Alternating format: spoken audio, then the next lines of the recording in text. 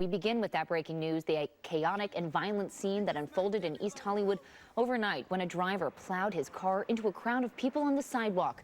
This just minutes after he was kicked out of a nightclub. That driver has now been identified as 29-year-old Fernando Ramirez. At least 30 people were injured, one of them critically. And then the crowd turned on Ramirez, punching and kicking him before someone pulled out a gun and shot him. Everyone is expected to survive. All of this unfolding around 2 a.m. at Santa Monica and Vermont Avenue. We have live team coverage as we bring you the latest tonight, beginning with Eyewitness News reporter Tim Caputo, live tonight outside the club. Tim.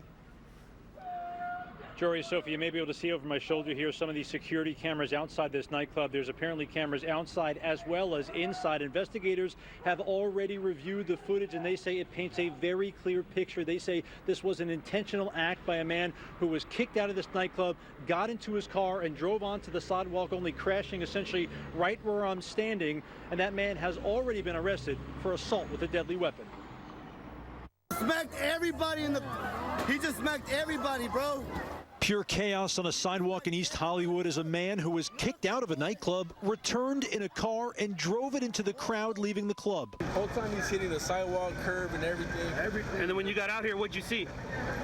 At least 30 bodies on the floor. Dozens left bloodied on North Vermont Avenue just south of Santa Monica Boulevard, some with broken bones. One victim was taken to the hospital in critical condition. Your phone's flying out your hand. You see shoes flying. You see like change, money. There's hot dog stands that were outside the bar. I mean, the club. They got hit. It was like a movie. And all 29 people on the sidewalk outside the club Vermont Hollywood were hurt. But those who weren't injured immediately took aim at the man behind the wheel. The driver, now identified by LAPD as 29-year-old Fernando Ramirez, was yanked from the driver's seat by the rest of the crowd. He got punched, kicked, and even shot by one of those witnesses. Security from the club attempted to detain him and handcuffed him, at which time an additional suspect, not related to our driver, came from across the street, armed with a firearm, and then shot our suspect in the buttocks. Those watching from the apartment complex across the street were stunned as injured clubgoers were strewn across the sidewalk and street. Oh my God. With so many people hurt, the fire department sent what seemed like everyone available. A total of 124 firefighters for a medical call is a significant number of firefighters, but because of the number of patients, we wanted to make sure that we had enough paramedic resources on scene and fire companies to treat and transport those. So we set up, just like in a national system, a triage. Ramirez also taken to the hospital, but is expected to survive the bullet in his behind. Mayor Karen Bass responding in a statement writing, quote, "This is a heartbreaking tragedy. The hearts of Angelinos are with all of the victims impacted this morning. A full investigation into what happened is underway. And to police, it is already clear this was no accident." It's clear that when he drove that vehicle down a sidewalk and around a bus, it was an intentional act.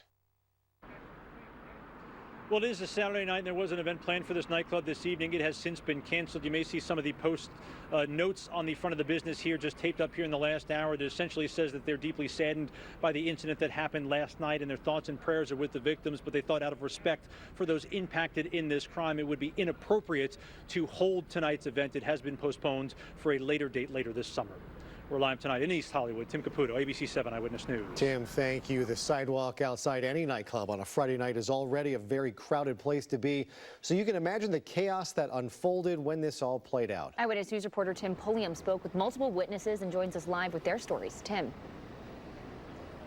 Sophie, Jory, the images are heartbreaking. Witnesses tell me that they were so shocked to see so many people on the ground injured.